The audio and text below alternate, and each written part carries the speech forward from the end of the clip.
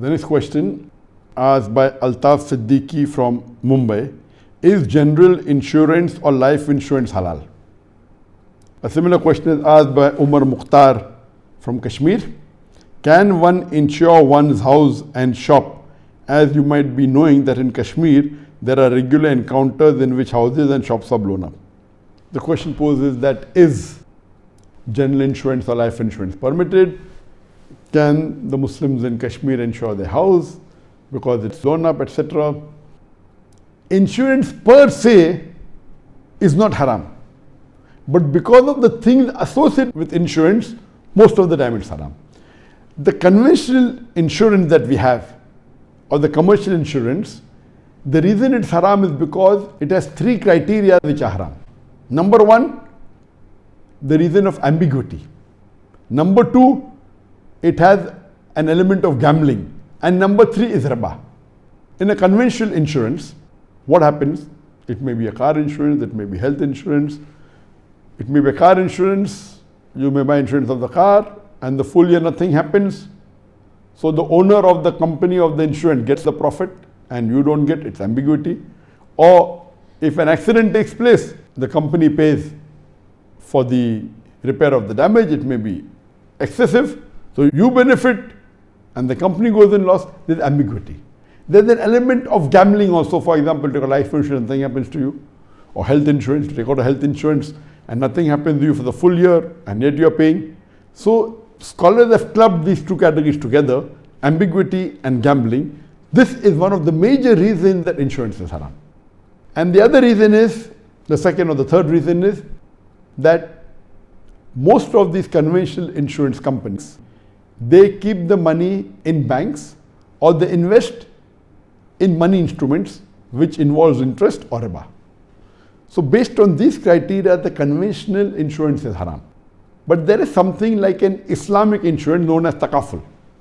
So if you take takaful, which is Islamic insurance, it is not a commercial insurance, it is more of a corporate insurance. In a conventional insurance or a commercial insurance, the owner of the company gets major of the profit. In a corporate insurance, the people, all of them are shareholders. So takaful reduces the ambiguity, reduces the element of gambling, or removes it completely. These people who are involved in takaful, they all are shareholders.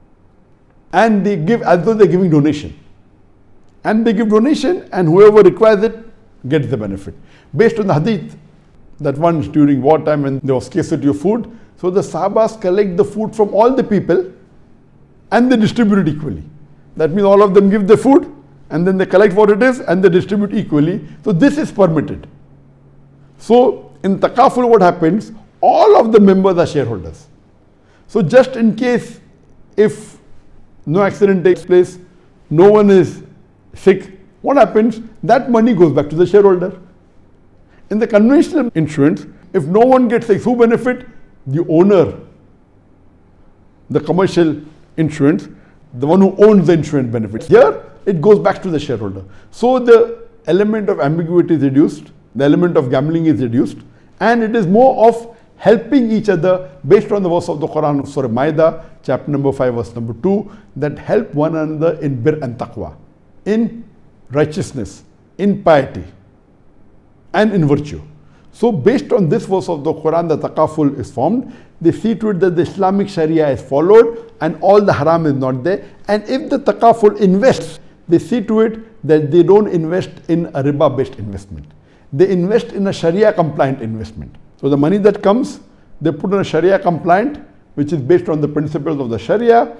It does not involve riba, it does not involve interest. So if you take an insurance that is takaful insurance, based on the Islamic principles, it's permitted, but the normal conventional insurance or the commercial insurance, it is haram, it is prohibited. You should not involve, whether it's in Kashmir, whether any part of the world, whether a bomb is going to break your house or not, it is not allowed. You should not do it unless someone is forcing you. Like in some countries, taking out insurance of the car is compulsory, like in India, and there's no takaful. So what do? You take out a third party insurance. The minimum requirement is a third party, not a comprehensive insurance. So if there's no takaful in countries like India, you can take out a third party insurance, but don't take out a full comprehensive insurance. Full comprehensive insurance will have the element of ambiguity, will have the element of gambling, will have the element of riba. In a third party insurance, you don't benefit at all. If a third party sues you, then the company will pay on your behalf. So you're not benefiting. It's a small amount. So if someone is forcing you to take out an insurance, where the company says health insurance, and you have no say of it, then even if it's a conventional insurance, somebody is forcing you, in that case it's permitted, but you voluntarily doing it, if someone is not forcing you, it is haram. However, if someone is forcing you and if takaful is there, take takaful. If it's not there, as a last resort, you can take the conventional insurance, but take the lowest category. Voluntary, if you are living in a Muslim country or a country which has the takaful and you want to take, that's permitted. But taking voluntary, intentionally, a conventional insurance, it is haram. But takaful based on the Islamic Sharia is permitted.